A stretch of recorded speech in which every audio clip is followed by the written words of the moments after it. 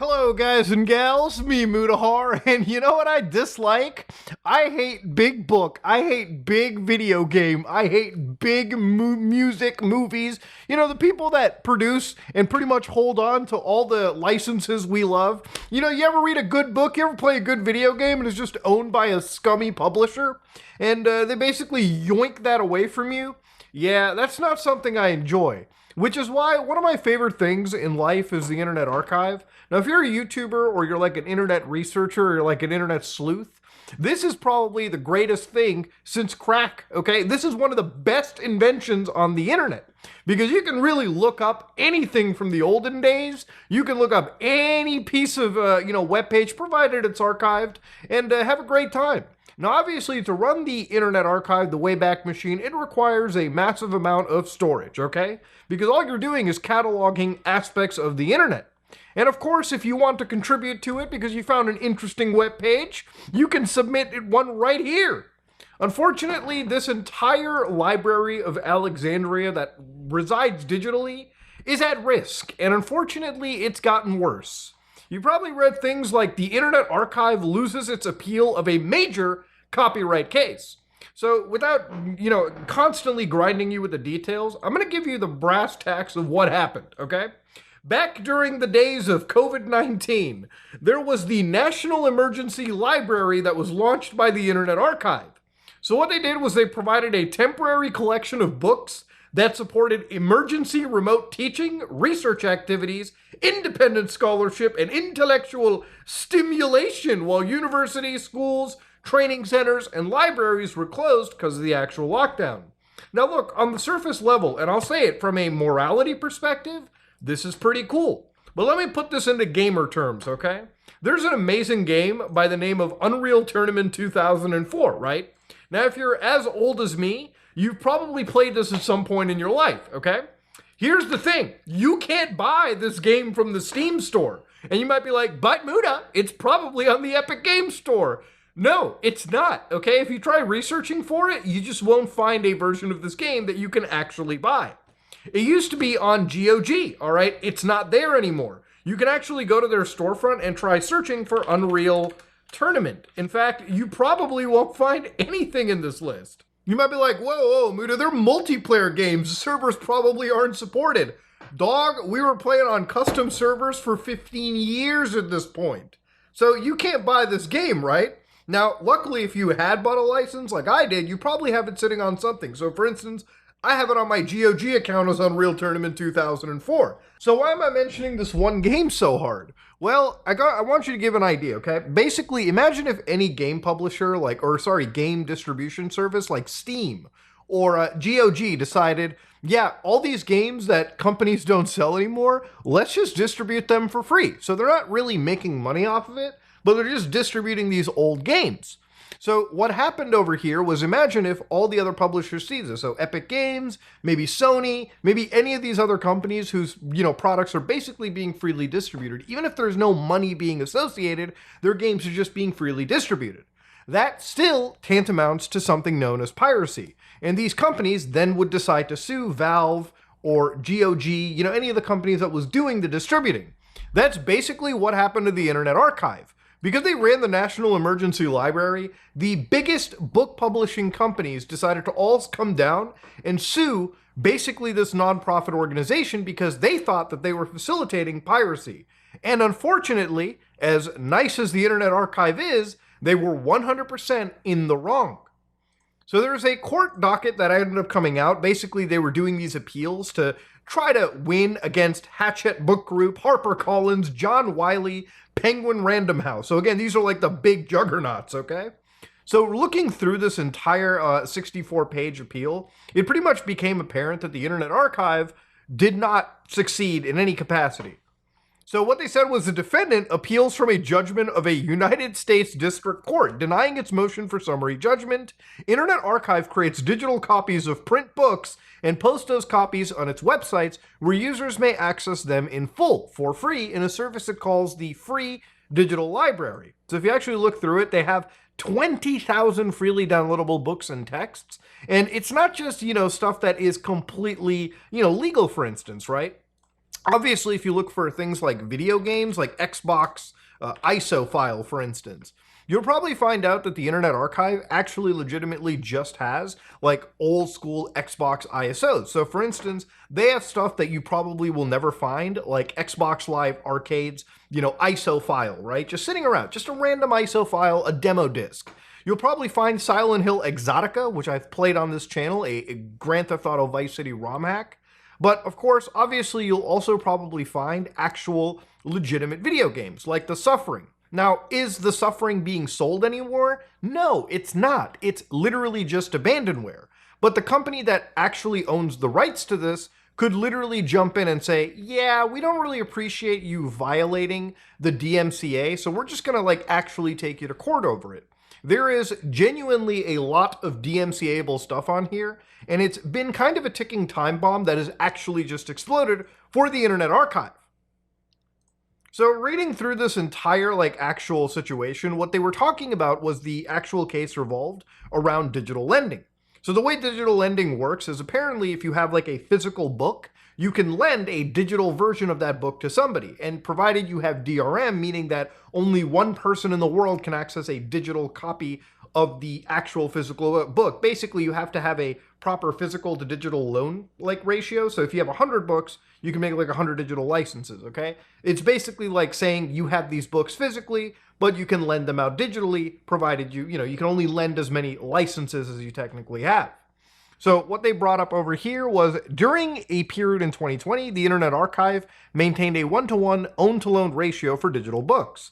Initially, it allowed only as many concurrent checkouts of a digital book as it has physical copies in its possessions. So for a while, they decided to actually create that National Emergency Library where they were just distributing these licenses without that ratio. So effectively, it was just fucking piracy. No matter how you cut it, that's what it is. So what the actual court decided to go in and say, IA's arguments to the contrary are unpersuasive. IA argues that the format change alone is not what makes its use transformative. Rather, its use of the works is transformative because the sort of lending the scanning enables. Namely, one, making lending more efficient, probably so, enabling other uses not possible with print books and physical borrowing. Neither of those justifications renders IA uses of the works transformative because the underlying purpose of making the works available in a derivative format is still the same.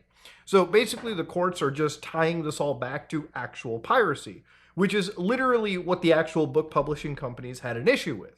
Now, to give an idea, I haven't seen the entire list of this book, of these books that were being distributed. There might actually be a chance that some money was being taken away from these book companies, right? Imagine if you had a current edition version of a book and you were just sending that out freely. You had the best of intentions, but you're costing that company, a book license fee every single time. That adds up. But obviously, when it comes to books that are 50, 60 years old that are not in circulation anymore, then my obvious side goes towards the Internet Archive. Now, before we go further into it, I want to just preface this by saying the Internet Archive legally is in the wrong, okay? You cannot be a pirate enabling company and just expect to legally get away with it.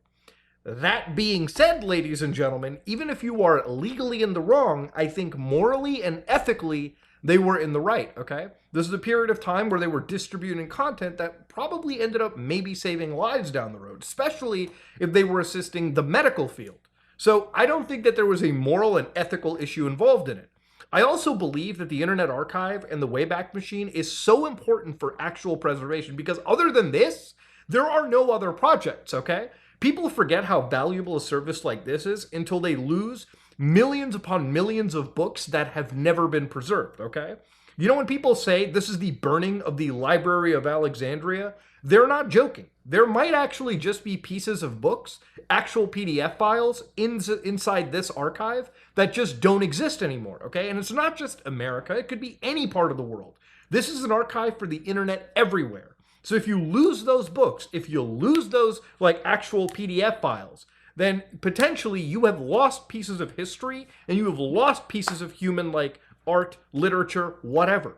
All because these book companies lost their shit because of this National Emergency Library. And look, legally, it's obviously probably in their favor. But ethically and morally, This is just actually disgusting to watch. So, one of the other pieces of speculation that ended up coming out too was on another lawsuit, because the Internet Archive wasn't just in one lawsuit. A year ago, music label companies decided to sue them over a digitized record collection. You know, when I show you video games, it's not to tattletale on these guys. It's so that the people, who are running the Internet Archive can see that there is a difference between preservation and, unfortunately, putting yourself in a landmine legal issue of violating DRMs and storing actual actively DMCA'd material, okay? I think Take-Two would be fucking livid if they saw GTA 3, Vice City, San Andreas, Xbox ISO files sitting on a server somewhere. And they probably know about this, but obviously these cases take time to build, and I hope in that case there is nothing building up, hopefully. Anyways, the actual label over here, the actual lawsuit, was filed in terms of the Great 78 project that the Internet Archive was doing. So the Great 78 project, for anybody that doesn't know, involves records like this. So basically it's a community project that's built for preservation, research, and the discovery of 78 RPM records. Basically, from about 1898 to 1950, an estimated 3 million side recordings have been made on 78 RPM discs. And that's obviously something they wanted to preserve for the future generations of the world. And of course, what the actual lawsuit says is that could be an illegal record store for musicians like Frank Sinatra, Ella Fitzgerald, Miles Davis, Billie Holiday. And the damages, according to this lawsuit, could be as high as $400-something million, which again is worse than the actual lawsuit they have with the book companies. Now, thankfully in this situation, from some of the stuff that I've been researching, one user says, while speculation, again, this is still speculation, based on the brief, the intent was to save the 78 recording project and make them widely available, since 78s are dying and fragile media. Some of those recordings aren't available on any other media per the brief. All well and good, applause even. Media shifting is very, very shaky ground, but in my worthless opinion, preservation is a strong argument for shifting. When it comes to monetary situations, one of the paragraphs here denotes, were they used to benefit IA, donation pages, appeals linked to on the recording lists? Can the recording labels prove that some streams were not fair use and try to hold IA liable? Can they find direct evidence that IA knew or should have known that they were infringing? Discovery will be a big part, so will arguments. Would it perhaps have been cleaner to do the shifting and then more tightly manage recordings that weren't clearly public domain? Meaning that, some recordings were in the copyright system. Some of them were so old that there was no claim of copyright anymore. I think usually when something is over 100 years old, it enters things like public domain, which I think is what recently happened with Mickey Mouse and Disney. Like, once things enter public domain, you can do whatever the hell you want with them. Perhaps restrict the recordings to vetted academics and just allow snippets. Maybe, but I don't think the resources were there to do that, and after offering to discuss the issue following the cease and desist and hearing nothing, a counsel may have said, well, clearly they don't have a solid argument, carry on. Based on some of the people in the Discord, it could be that they've paid out monetary damages, and effectively what's going on is, while this is a very serious blow, it's not something that hopefully should kill the Internet Archive. But yeah, we're sitting at a point where the Internet Archive is literally under threat by some of the biggest book media companies in the world right now. All because these people care about preservation. And yes, while they made a mistake in piracy, look, at the end of the day, the intentions were fucking great. Okay, I'm sorry to say. Ethically, morally, I think they're in the right. They just made that one stupid mistake with the National Emergency Library that puts one of the most interesting and intriguing resources that I and plenty of YouTubers, plenty of people, shit, even the feds probably use on a daily basis. Lawyers probably use to dig up wild tweets. Shit, Mike Kethel's video was built on the backbone of archiving technology and internet archives. So, this kind of technology, if we lose it, means we lose not just histories and literature and art, but we lose the ability to properly investigate things that have happened in the past and actually bring, real investigations and real justice to individuals. Truly insane shit. Truly wild stuff. And I wish more people talked about it, to be honest with you, because I don't think people will really know how bad things are until something like this actually is gone, or if it actually is under serious threat of being, completely eliminated, which unfortunately, based on their appeals, I am genuinely worried. But ladies and gentlemen, let me know what you think about it in the comment section below. If you like what you saw, please like, comment, and subscribe. Dislike it if you dislike it. I am out.